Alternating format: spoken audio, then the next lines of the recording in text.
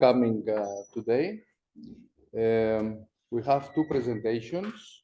One is from Professor Simon Shibli on implementing diversity and inclusion action plans in the system partners of Sport England and UK Sport.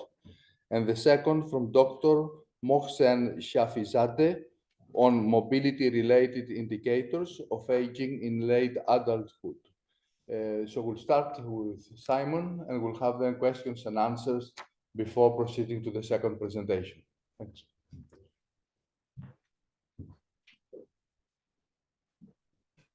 Right, afternoon, everyone. Particular hello to you, you who are online. I hope you can hear me.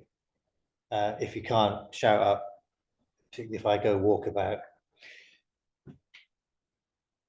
I shouldn't be here, really. Somebody dropped out and it gave me the opportunity to come and do this presentation. So I'm really pleased to have the opportunity to talk about a piece of work that we're doing for UK Sport and Sport England, which is helping about 123 system partners to devise a diversity and inclusion action plan.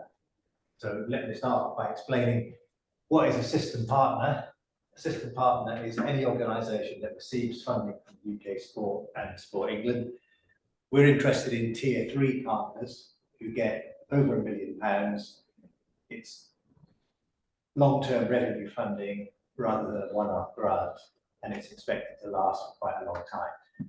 So the classic cases: governing bodies, active partnerships, and some of their equality partners.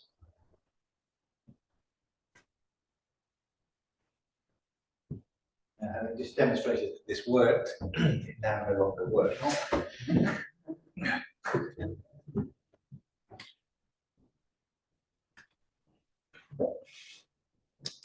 And nor does the keyboard. The mouse does. So what we're going to do, 5 things, well, 4 really, because Q&A at the end. I'll set the scene. I would do this, wouldn't I, which is to talk about the centrality of data. It's not really methods, but I'll tell you what we're doing, and then we'll run through some findings, pretty sharpish. So setting the scene, what do we know? I think we all know participation in sport and physical activity and movement. I have to say movement because you've got exercise, movement and dance as a system partner.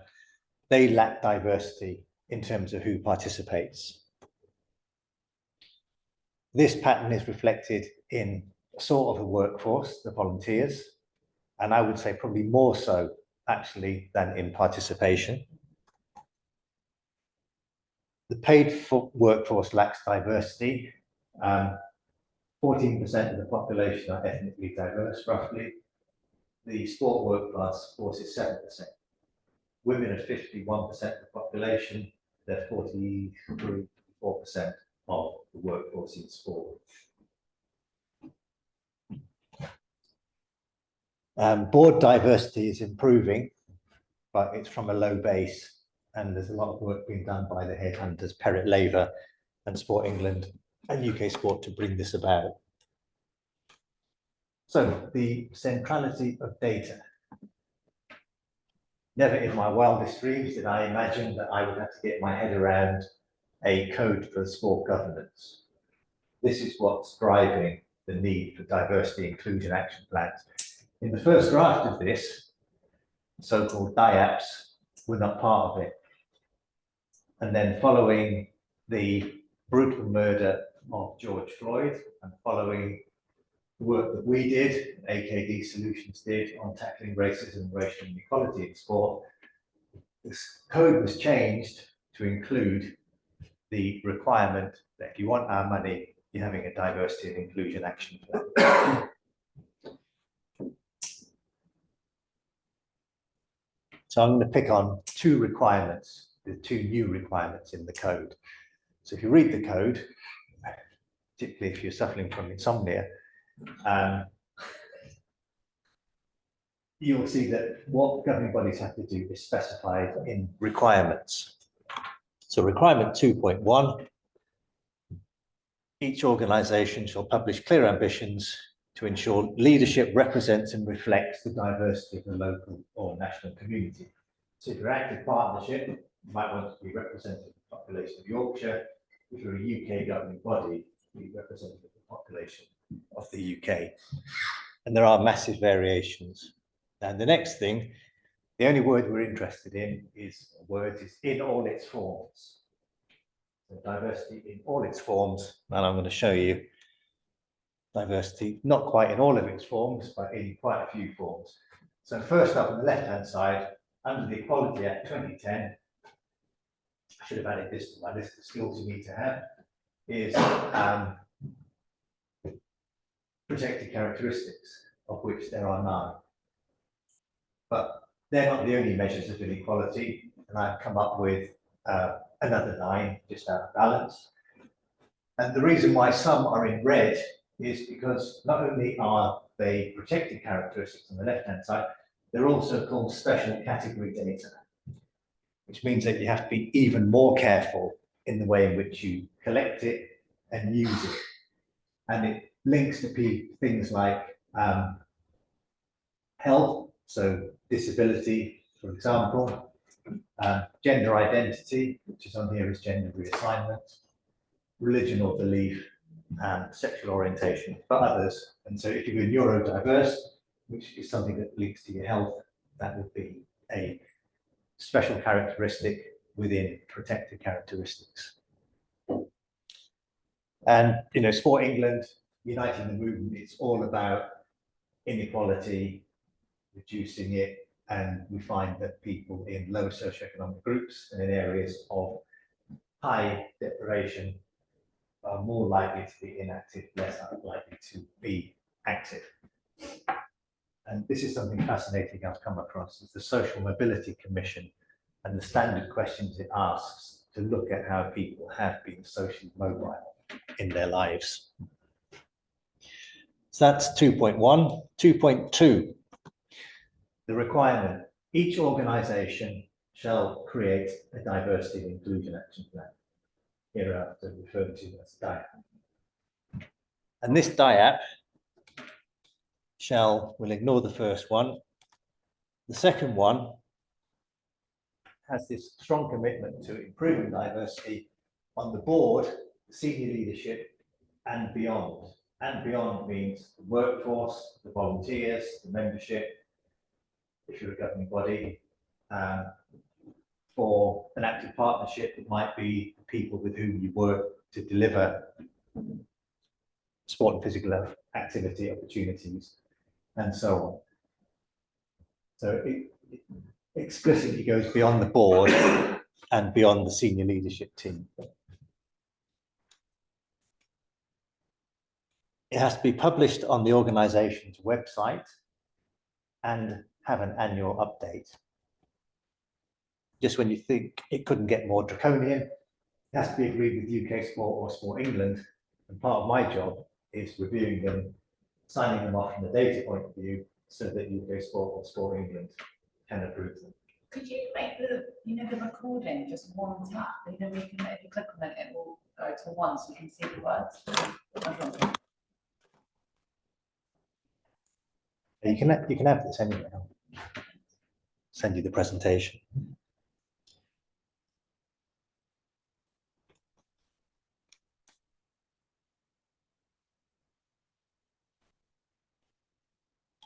Right, so this is what we did.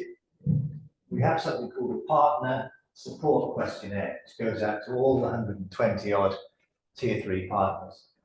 And my section is probably about 11, 12 questions, but my bit is a tiny bit. And this thing is known by the tier 3 system partners as the beast, because it involves a massive amount of data collection and document collection. So they submit that, then they have a triage meeting with one of the consortium consultants. Then there's a massive document and data review. And then we provide them, not we, but AKD or the governance forum, provide them with up to 2 days of support. From that, They then devise or draft their diet. They get board support to get it signed off. They submit it to us.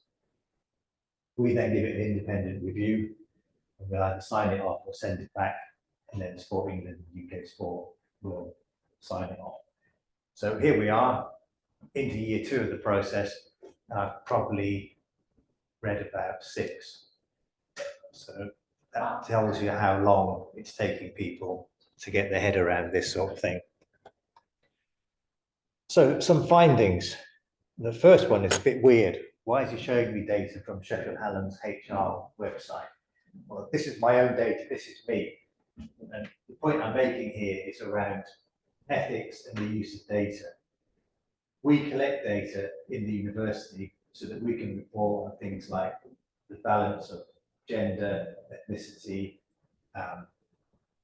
gender pay gaps, sexual orientation. We collect it. So for some reason, I blocked out all my contact details, but I didn't block out my diversity details. So you can see what my credentials are. And, you know, I'm pretty comfortable about this. But let's say you were in a small organization and the culture wasn't the same. How comfortable would you be about this information being shared? So, but the first learning point for me then was around the ethics, and presumably somewhere along the line I've signed something, I've given informed consent to the university to collect this data about me and to publish it in its annual report, aggregated with all of your data. And then the GDPR, because things like my gender identity, my sexual orientation, my ethnicity are all protected characteristics, and within protected characteristics, special categories. So that's the first thing. Now I'm going to look at Sport England's Diversity and Inclusion Action Plan. So this is the prelude to it. Their data is from 28th February 21, and they focus on 4 protected characteristics. You should see race, which they refer to as ethnic group, disability, sex, referred to as gender, and sexual orientation, referred to as LGBT+. What's wrong with that? It's not a date. Huh? That's not off date, that's not. It's now not known as LGBT+. Well, exactly, and also T is not a sexual orientation. T is trans. Yeah. So even at the highest level, problems over terminology, people are getting it wrong. So let's have a quick look at the board. There's 12 of them. I reckon only 10 answered the survey because the percentages add up exactly to 100. But it's saying 30% male and 70% female. Good, bad, or indifferent? Well, we don't know, but one way of knowing is, well, let's compare it with the population. And it's 49-51, so we can see overrepresentative of women. Given the lack of diversity in sport, that has to be a good thing. Then we look at ethnicity, ethnically diverse, 40%. Must have been only 10 people who answered that survey of the 12. White, 60%. Good, bad, or indifferent? Let's compare it with the population. Time, 14% ethnically diverse, so overrepresentative, again, a good thing, and underrepresentative of white people. That's the board. Now remember, there were 9 protected characteristics. They measure 2 of them, ethnicity and sex, gender. And this is my coding system here. X means it's not measured. Tick means it's measured, and a double tick means it's measured and it's representative. It shows diversity. And so here we come to an interesting one. The senior leadership team. Is it a diverse team or is it not a diverse team?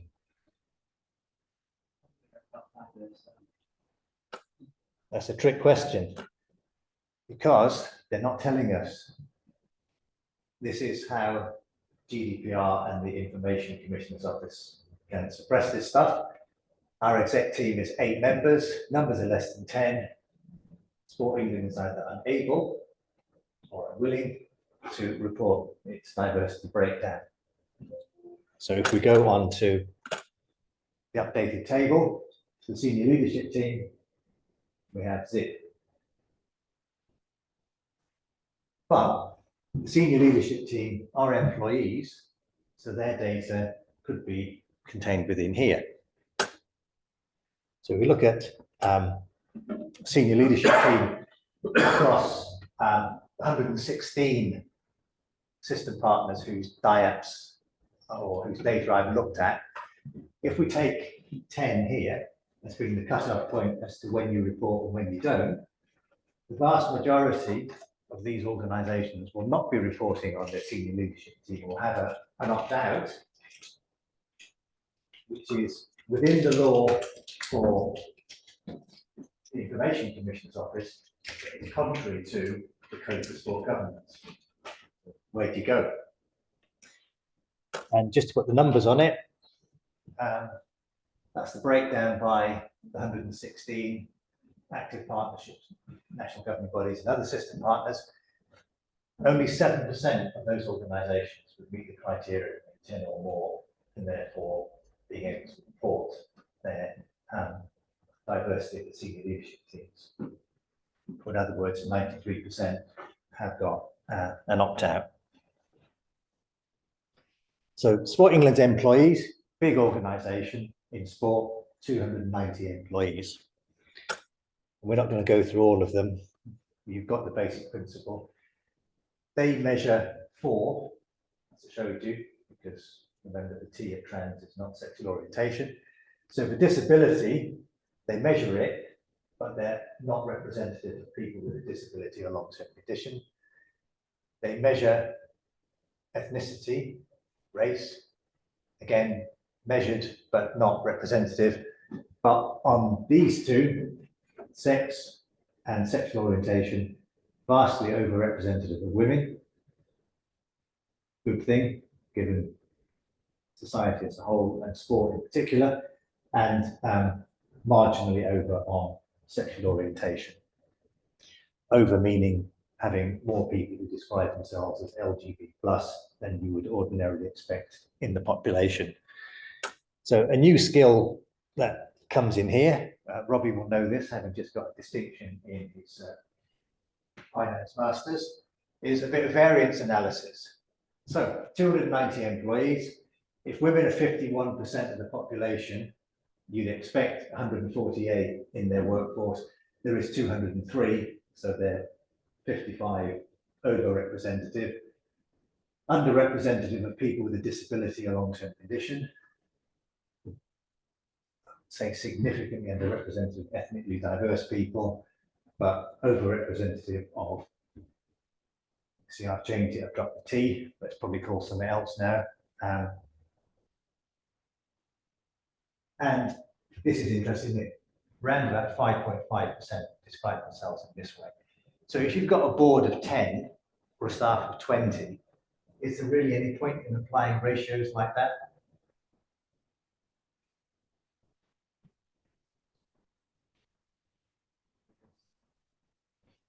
So this is where a bit of statistics comes in.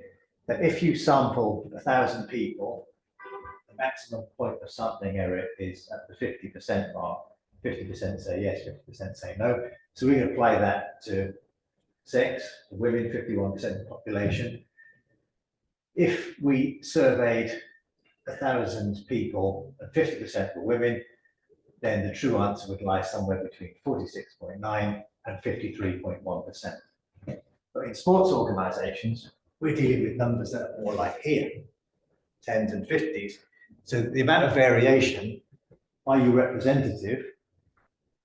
If it's like 10 of you, and you're somewhere between 19 and 81%, we can say we're representative. But it's not really. But you can see the issues involved in trying to be, I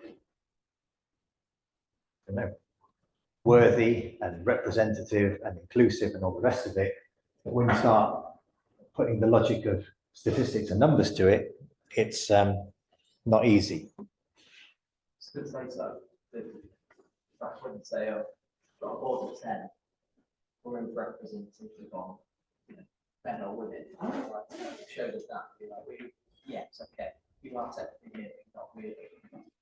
It's happening. So Yeah. that's what's standing. Like that. Shibli.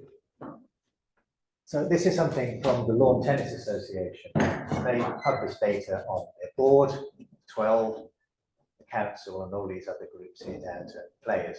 And the first thing you can see is there's more amber and red than there is green. And there's also a lot of data on an important measure of diversity disability at this highest level. And if you take the executive team here, 5 people, 20% from a diverse ethnic background. You don't have to be Themis to work out that that's 1 person of 5. So are they diverse, or is it just a statistical anomaly? And more importantly, have they got permission from that 1 person to report that figure in case he or she or they are not identifiable or identified by their answer to that 1 question?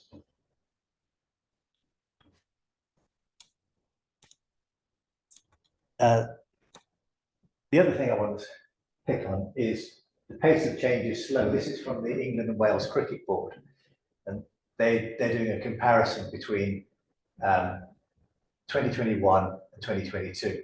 So what we're interested in here is, look, no change, no change, no change, no change. What changes there are pretty modest. No change, no change. Because we tend to stay in jobs for a while. And the other thing I'm interested in with England and Wales Cricket Board is this figure here. 20% went to independent schools. How many, what's the population percentage on average? Like 7%. Yeah, because I told you before. Yeah, well remembered. I was going to say that. So in this room, Robbie, you're 1, I'm 1, we're overrepresented. And there may be others as well. But in the population as a whole, 6 to 7%. So if you've got 20% of your staff went to public school, independent school, that's 3 times the national average. And what this is disguising is that when you look at cricket players at county level, 43% of them went to independent schools, and of them, the ones who make it to the England team, 90%. So when we talk about diversity in sport,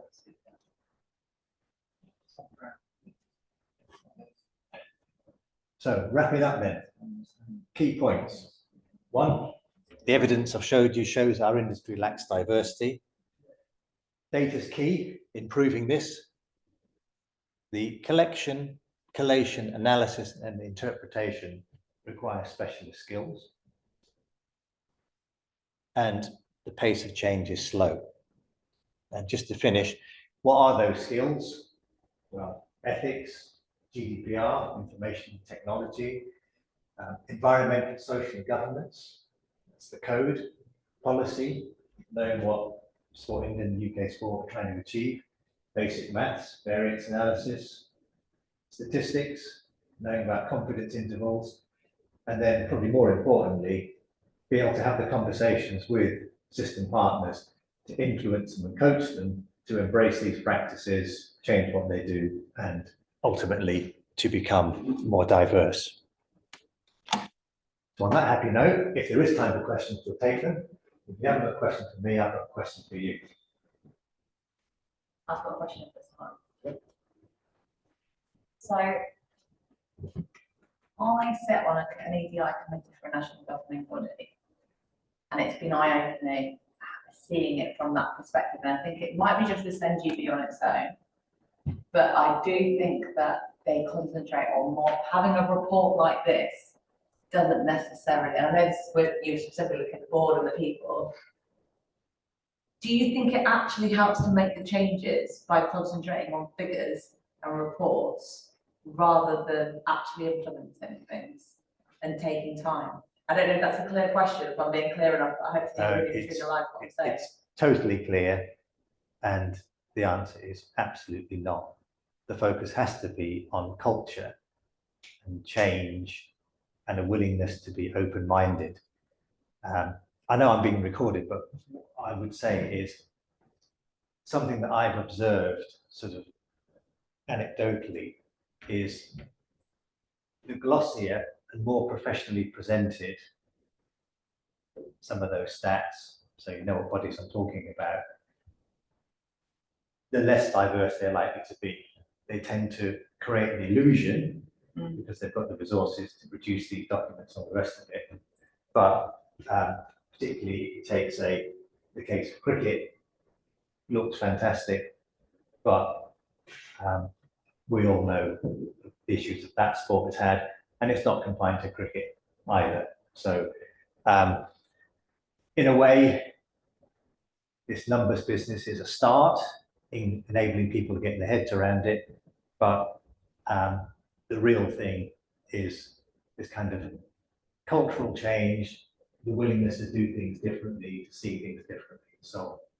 So, yeah, I'll probably shoot myself in the foot there, doing myself out of the job, but it's not all about data and numbers. It's central to it, but the real thing is what's the culture of the organisation, the culture of the sport like?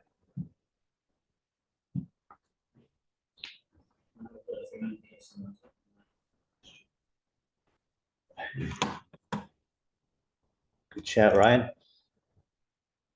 Just click to the top side, should message you.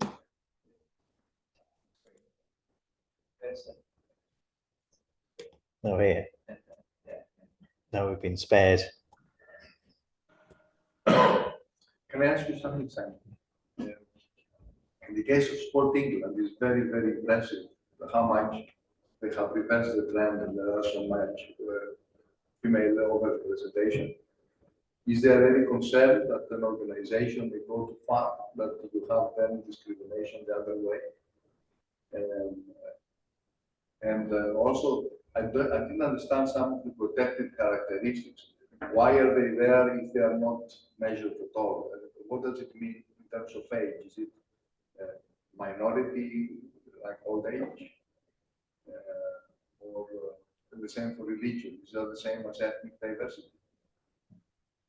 Let's take on that latter one first.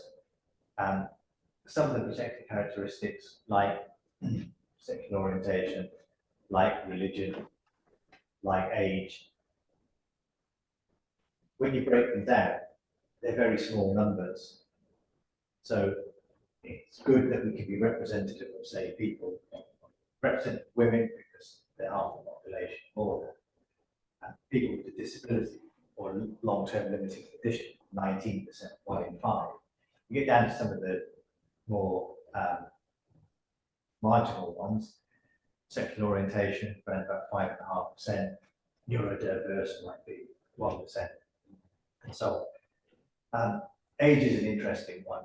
I actually did the analysis of age for Sport England. What it showed was that Sport England was underrepresentative of young workers, so 16 through to probably mid to late 20s, and underrepresentative of older workers, people aged 50 plus. I think to myself, is that underrepresentative? Or is it just a case that if you're working for a national body like this, the chances are you need to have a certain amount of experience to work at that level, and it legislates against younger people? And I wouldn't have many people my age there, but is that because they have such a generous pension scheme that you can bail out early? Is it because they don't like old people and they kind of give them voluntary severance or whatever? Just by looking at the data, you can't make decisions. So that's why I don't show the age one anymore. What was the first part of the question? About Sport England and the gender. Oh, can it go too far? Well, I think in the short term, the answer has to be no, because we're so lacking in diversity. We need as many good examples as we can get of being more diverse than we'd expect to create some kind of norms. And then in years, decades to come, we find ourselves it's pushing too much in a different direction. I think that would actually be a nice problem to have.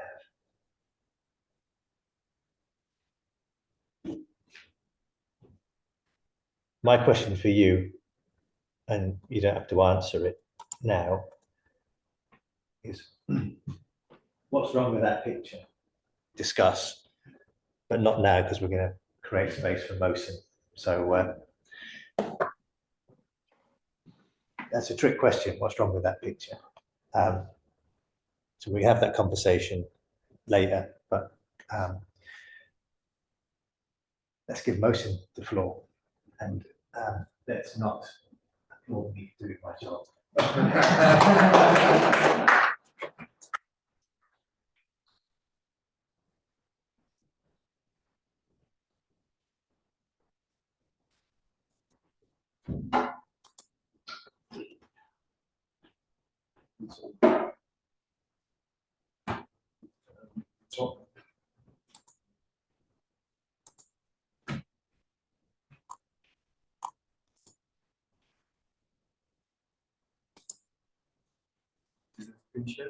I'm not sure.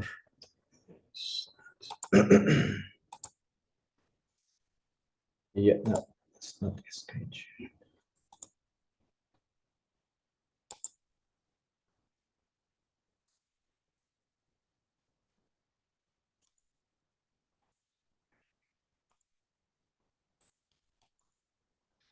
Right. Good afternoon. My name is Mohsen, and I am from the Student Success Group. And thank you for actually scheduling this seminar for me. So actually, I presented this one to the conference about aging in Japan this year, this summer. And that was part of the project we had, and we published one paper from this very different actually topic. A slightly different topic to Simon in terms of the EDI is more about the body movement and about how aging could be actually identified by your gait, and how we can, that is very important for older adults because many mobility problems come from gait, and gait is representative of your our brain actually function. So we very interested to now if we can use machine learning techniques to identify the age by walking metrics. And I've been lead investigator by our colleagues, Andy Barnes, Stark Warner, and Johnny Fraser, and me for data collection from different groups of older adults. So I want to present a part of the results. And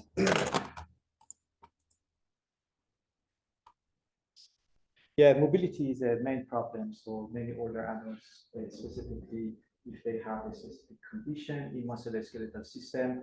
And based on the scientific evidence, we know the risk factors of fall and the other conditions like dementia could be predicted earlier by gait analysis, by gait biomarkers. So it is estimated that in the UK and the United States and many European countries, the risk of fall actually is increasing because of the sedentary lifestyle, and this could increase the cost of hospitalization.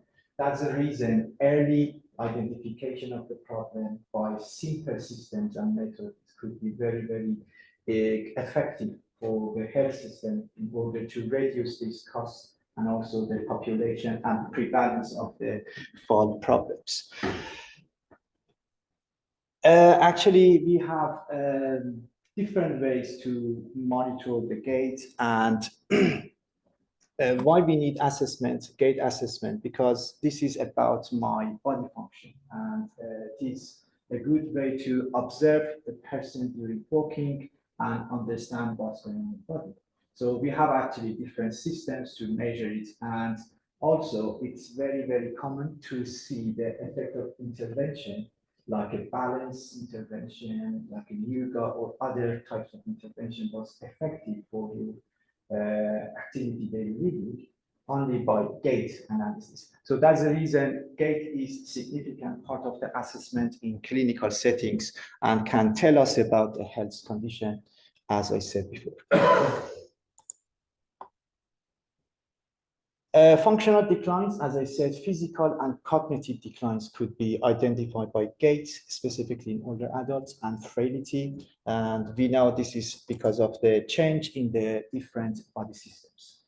Some important biomarkers we can extract to identify physical and cognitive problems in people is mainly walking speed. That is based on the very, actually many published studies based on the Harvard School, medical school. Walking gait is main significant of the decline because of frailty and dementia. And because people start to walk 1 meter per second, that is a normal state. If it is dropped less than 1 meter per second, that is the sign of a problem in central nervous system. So it is estimated that the people with fall, it is around 0.07. That is significant decline in walking speed. And the reason is you have to control the body in different ways. Another significant factor is stride length. That means every time you stride, and if you measure it, that should be 1.2 meter. And again, this is another sign by aging and also frailty, this stride length is declining. And that's another reason we have a slower speed in walking. The stride variability, if I give the person 20 meters walking, in every step, you get different data. And this data should be normal in terms of variability or variance. But for these people, it is slightly higher than normal, like a 40% variability. That is not good or normal. And another problem is the step beats. So usually they walk really cautious because of the balance. So these are some important biomarkers we use for gait analysis in order to maybe understand balance problem and dementia in older adults. So generally, we have two ways to understand the gait: by superficial metrics and by very advanced metrics. Superficial metrics is easy to measure because we need just to observe the gait. But advanced metrics like coordination, symmetry, variability, there are other concerns. We can understand the brain function by these advanced metrics.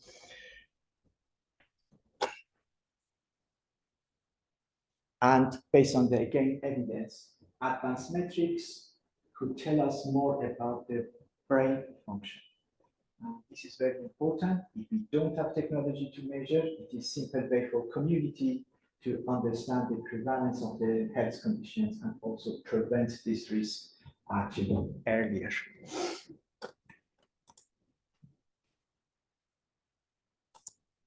So what is machine learning or neural network analysis? So the simple way is we use it in the health and in medical to design different things to identify and diagnose the condition easily. So the simple way is if we give the computer a picture, the computer is able to identify who is this person. So as you can see, police department or actually security systems, they have very advanced technology. They can identify from the camera footage the person of interest. So that is based on the face detection and the other actually signs of this picture like a human. So they teach this computer to play like a human, to identify the face and find something. So now we know in the cancer diagnosis, they use it AI, artificial intelligence, to understand the problem easy and also faster. And also for designing drugs or other actually equipment is very, very common for health and medical sectors to use artificial intelligence or machine learning techniques. We want to use the same technique for data from the gait to understand which age you belong to, later older adults or early older adults. So that is something that's very important for actually aging and mobility related to aging. So it is kind of the input, you give input from your actually anything you measure to the computer, and they do like a neural network, like a brain nervous system. You just create the nerves, and then they go and move to find exactly what you teach them. It's like kids. So many data that give you a better idea and experience about what should be the right decision. As you know, ChatGPT, if you have many users, this computer learn better to identify the problem. So the problem is input. If the input is low, the learning is poor. If you have more cases, it is easier for this child to learn and something to develop later as a skill, and then identify which one is X, which one is Y. So that is exactly the procedure we have. It is slightly different from the statistical analysis we do, because in a statistical analysis we have linear, but here we have like a network. We train and we just ask them, give me the right answer after this training. So we have this aim to just see which mobility related factors could predict the age groups. So actually the question is, what is your age from your gait? Or you belong to the older adults or young older adults? Regardless of the chronological age, if I see the walking, which one do you belong to? Yeah, after 60. So we collected data, and that was the group of participants we had, and the demographic measures, no problem in terms of the disease or the musculoskeletal pain. And we collected data from the cognition, from the mobility, that is the time of the test, that is significant. Actually, the good test for identifying the problem in mobility, and we asked them to walk 2 minutes in specific walkway, and then we measure the walking pattern by video camera. So we had two groups, 65 to 74 years old and above 75 years old. So these are some actually the advanced metrics we use to define what we want, like timing, temporal variability, asymmetry, and coordination. So I don't want to explain too much, but these are some advanced metrics we can get from gait and understand the gait quality. Right, the results showed these parameters can be detected after we train the computer. We can get the right answer 81% with accuracy. So that is not bad system. So they are very significantly can predict two age groups. And based on the quality, we identify for measuring the gait, cadence, speed, and other variability indexes. So after the training, we tested, and then we have this result. So which one is more actually or highest significant factors? So based on the lifestyle and the gait analysis we've done, cadence is very important. That means that how many steps you can take per minute. That is very important gait factor for actually disability or aging. Variability group, they are active or sedentary participant. If you be active, that means your age is younger. And time up and go test, that is the faster in terms of the balance and also in terms of the double support time. That is another balance issue. So all these factors can predict 50% the group, age group actually accuracy in this study. So implication is this table. As I said, we need to find the borderline of the health condition. So if we know there are some biomarkers, we can observe them earlier. It is very good sign to identify the problems like fallers or frailty or other health condition can be happen by changing the nervous systems.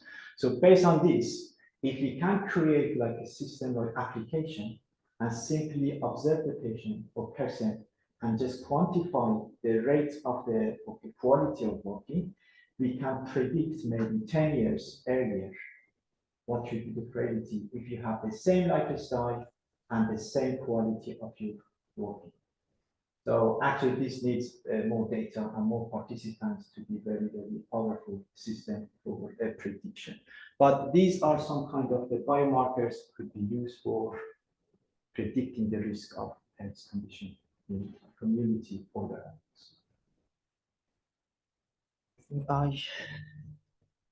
yeah. Sorry, very scientific, very in the science way, not from you. Any questions? I've got a question linked to stress. Mm. Older people generally can become carers and stressful and care for other people, which increases their stress. Mhm. You mentioned around obviously with dementia, they have neuro changes. Obviously, if you're stressed, that can cause changes. Stress can increase your mental load. Yeah, your mental load and Mental stress. load So and if you've got stress. older people that are under higher stress, Yeah. are they more likely to have less of a gait or have more likely to fall? Stress actually is very temporary factor. If you say anxiety is a part of personality, that is your meaning of a stress. The stress means I have a stress or I am relaxed. That is very temporary. Okay, condition. so the lived experience, the reason I'm saying this is that my mum, who is 72, is under a lot of condensed Yeah. stress, Mm. and because she cares for my father, Yeah. and she's fallen several times, Mm. and I'm wondering whether that is linked Yeah. to stress being a factor. That's where I'm coming from. Yeah, the yeah. If angle it of is part of your life, or whether it's, I mean, she's had it researched and looked into Mm. her health, so I'm not like, apparently there's nothing to worry about, but it's interesting what you're saying.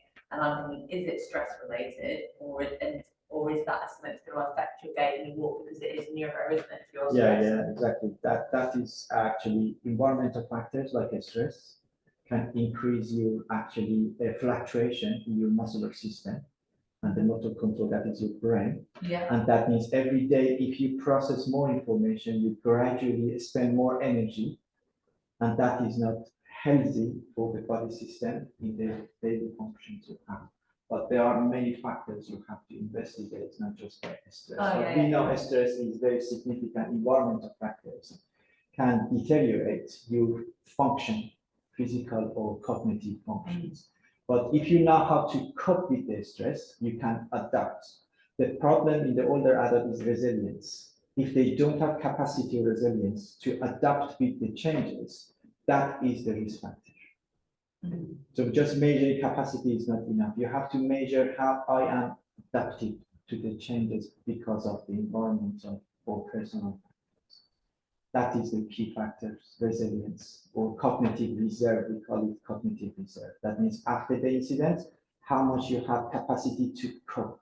This is the difference between people have very bad experience of disease against people have no very bad experience of disease. That makes sense. So after the disease, you have two different groups. Good adapter, poor adapter, because of the resilience. So I think if people, because of my experience from family members and my mom, one factor I can definitely say is resilience. Can adapt easily because of the accepting the stress better. Maybe it is applicable to you, mom, because still we have many stressors around in life, but this person is very strong because can cope easier. But the fall could be one because of cognition, or could be other reason like losing muscle mass or bone mineral density or other factors you can investigate. Because it's very multi-dimensional problem for. It's very complex. It's not just one single factor cannot define brain or soluble forms.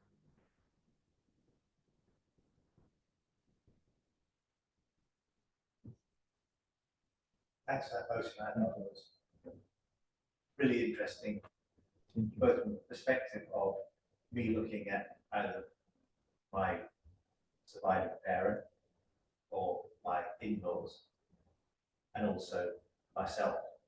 I feel as though I have learned something to look at in my own behaviour. But that's not the question. The question is, I'm really fascinated by how you have embraced artificial intelligence and machine learning. And just wonder if you can tell us about your journey from where you were before you got into that and how you had to adapt and the opportunities that this kind of use of technology brings. Yeah, thank you. Yeah, actually, when I've been a master's student, that was 1995. I'm very passionate about the statistics, and I use different statistics and involved with the statistics. Later, I had postdoc position at UCL, And that was with the computer science. They are very strong in terms of using machine learning for brain and emotion and motion.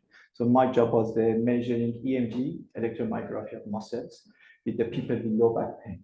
So then the computer scientists, they use this data to translate it by you feeling about the pain by your audio signal or your EMG signal. Later, because of my teaching is analysis in this department, and also I do many projects about the health and movement science.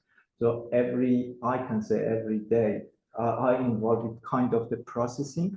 So gradually, I just actually interested to move beyond the standard statistical analysis to move to more than actually the neural network or machine learning techniques, because I like advanced statistics. That is something give me some kind of motivation to use data and collect data. So I think that takes time in terms of the engaging with the task and embedding to your science is not just separated from your subject discipline, but I think this is extra skills we need to maintain, and we need to sometimes change the direction to more advanced or contemporary needs. So that's something I realized. One problem with the standard statistic is always you caring about sample size, confidence interval, and this type of the statistics do not concern about the sample size, because you just need to collect data from one person different times. That is more actually relevant to the daily life rather than have a standard protocol of testing as we expect.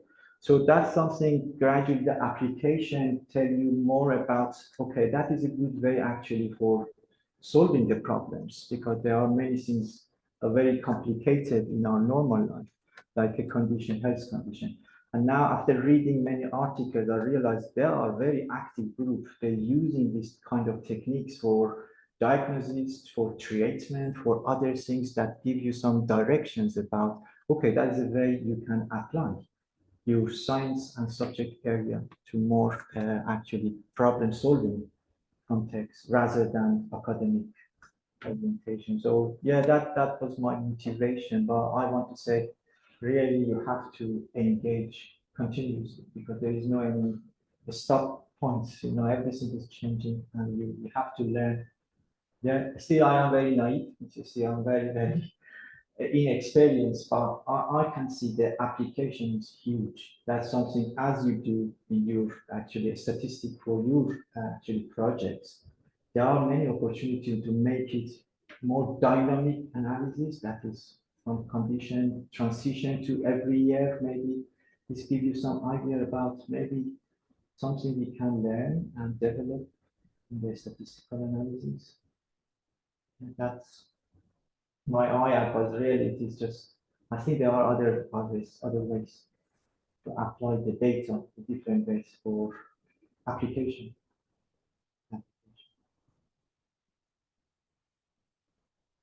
Thank you. Thanks, Prof. Thank you.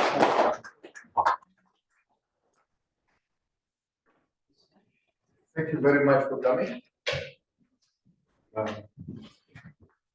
Before going to the last photograph, I just announced that on the 12th of December is the last seminar for this calendar year. And we are going to have two presentations, one by Charlotte Bentkowicz, result of health and well-being survey in the Australian park run population, and another presentation from Dr. Jack Black, which is about the fetishization of sport and exploring the effects on sports washing.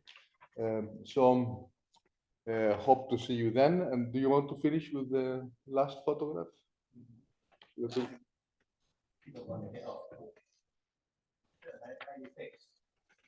Yeah. I'm interested to know your thoughts on Yeah. this. Yeah, me too. Yeah, those of you online, don't feel obliged to stay. We will.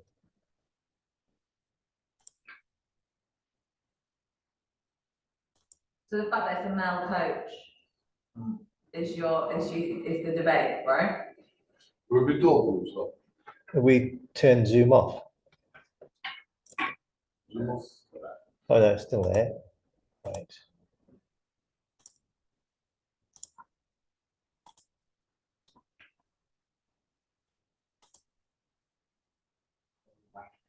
Yeah, I was gonna say that. It's interesting because Arsenal men were the first ones to have all international players. I remember doing it when I was back at school and being like kind of it's the first time they had all international players. If you look at that. There is quite a few international players on that team. And not, but I meant, sorry, and diverse. I meant that, and diverse, but the key thing we were saying was about international players. So, and it was a very diverse team. There was a very different picture to that as well, I think. Well, I picked this up because there was an outrage when it was first published, and I used it in the session I did for Kim on Futures Day. And in a way, it's a bit of a trick question. What's wrong with this picture?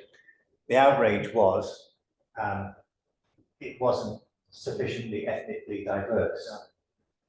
That when you look at London as a whole and North London, if this team was to be representative of the community from which it was drawn, you would expect to see at least some people of colour. But I would say probably the key message is you can't judge a book by its cover. Because there are international players there as well. Yeah. So other key example. And one of the reasons why I showed you my own diversity details, you look at me, white, middle-aged, middle-class male. Not quite true. All my team know this, but half Pakistani, hence the unusual surname. So I don't mind if people deny me my diversity. You know, I can live with it. But for international players here, they might say, well, yes, my skin is white, but I identify as something else. Just because people are white, we have white minoritized groups. So what about people from Irish traveller, Gypsy, Romani type backgrounds who we don't know anything about here? I do, this one. Well, good old Ola. So, yeah, not judging a book by its cover.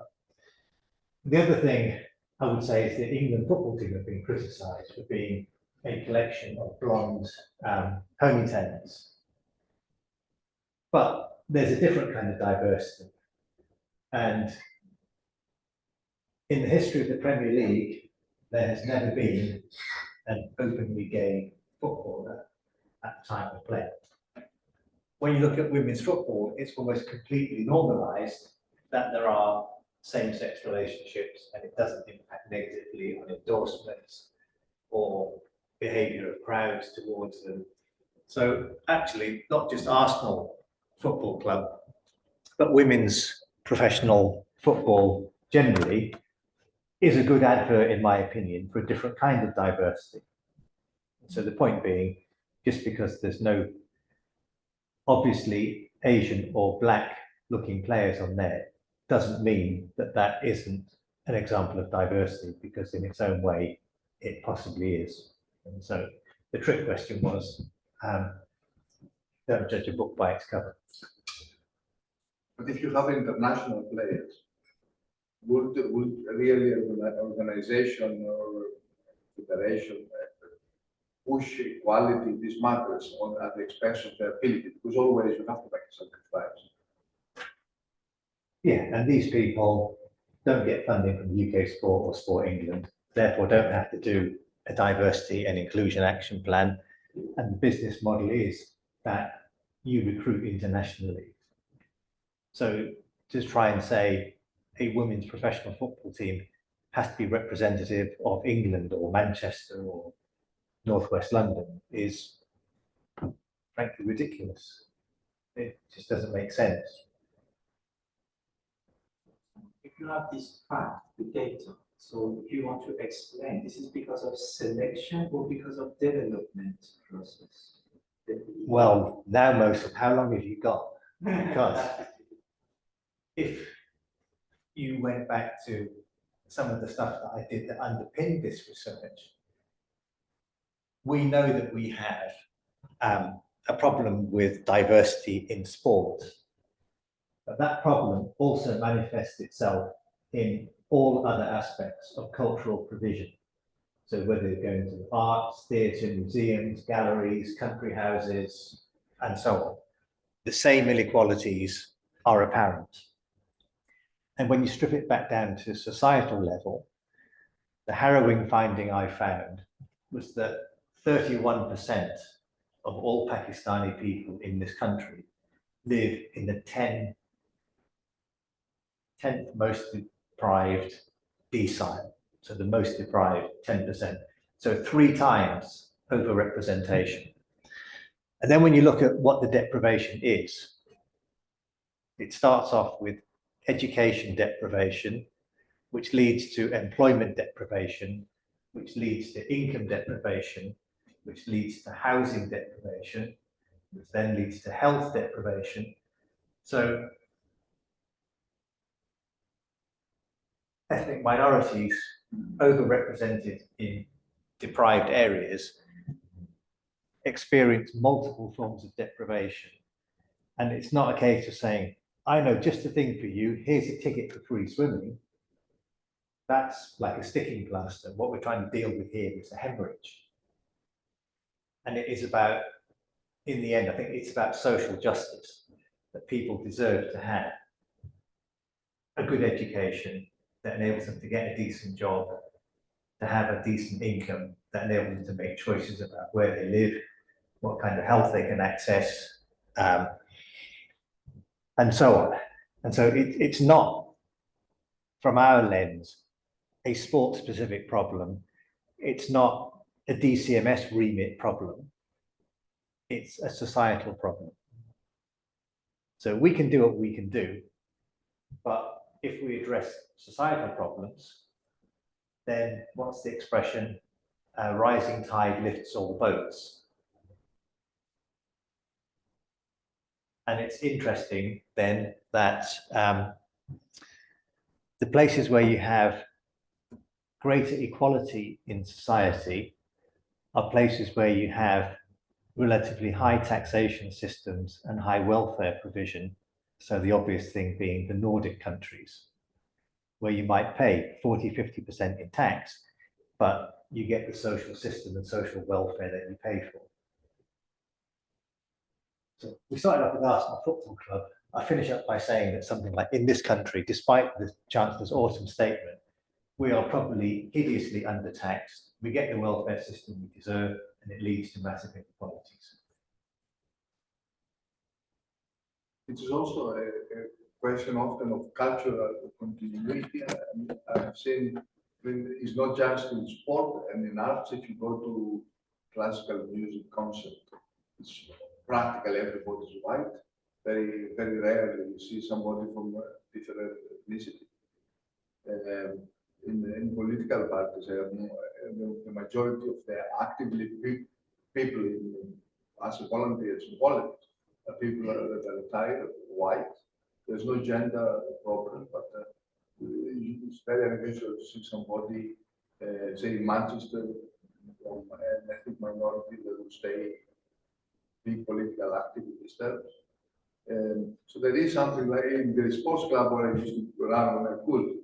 There was not just one person from Indian background in about 10 years. Everybody else, all the other members were white. So there was no any discrimination. It was just that the participation pattern that was reproduced in these communities was regenerating and it was reproduced in the same way, nothing changed.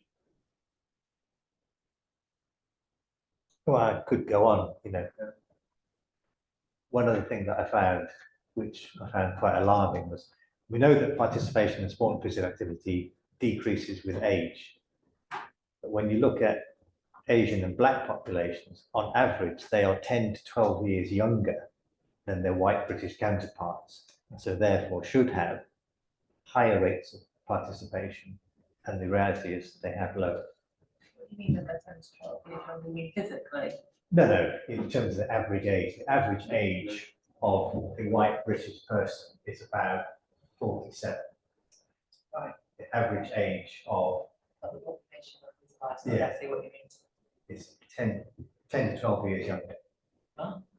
And quite often it's because they are people who've come here to work and so are of a certain age.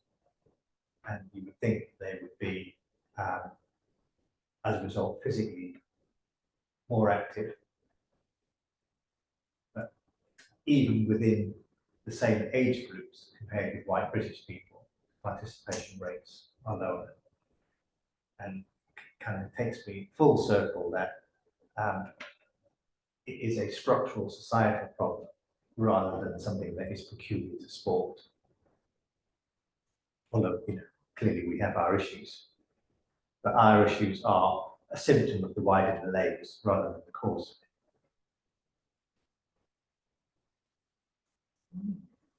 Well, it's getting dark. We're on overtime. Thank you very much. Thanks. Thank you. And particularly to Xiaoping, who stayed online, and Adesola. Thank you very much for staying with us.